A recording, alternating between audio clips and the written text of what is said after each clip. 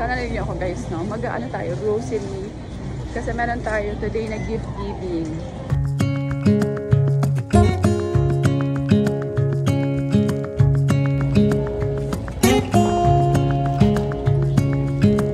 Standing underneath the lights,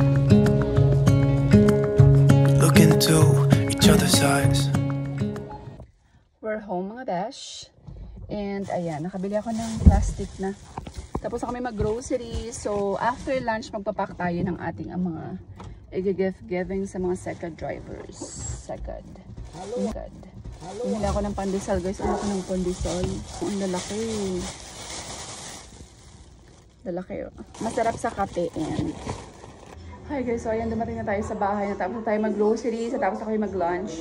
So now, magpapack na tayo ng ating mga gift. Mga dito, food packs. Let's go.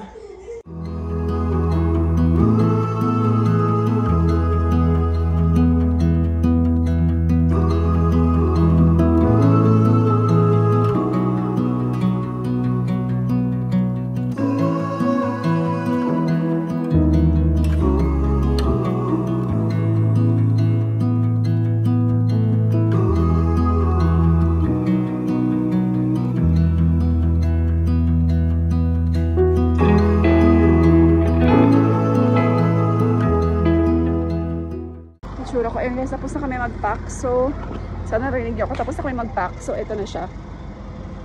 Kulang ako ng mga 16 pieces na noodles. Tsaka ng canton. So, ito yung mga hindi pa namin. Kulang pa yan siya guys. Yes, I know we will go. Ito yung mga natapos na namin. So, that's 30 packs lang siya. At least kahit pa paano. Diba? Ang importante yung nandito. Maliit man yan o malaki. Sa mga tao na kailangan guys, sobra na yan sa kanila. Happy niyan sila.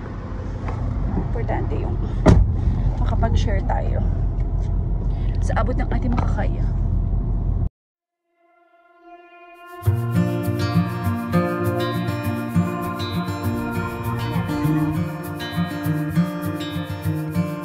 Close your eyes, get some rest.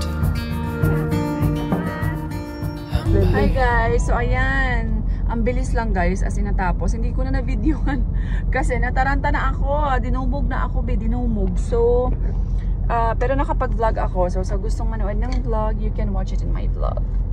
Binlog ko to siya kasi. Ayan, so punta lang kami ng mall. Paglalaroin namin yung mga bata, tsaka kape-kape. Let's go!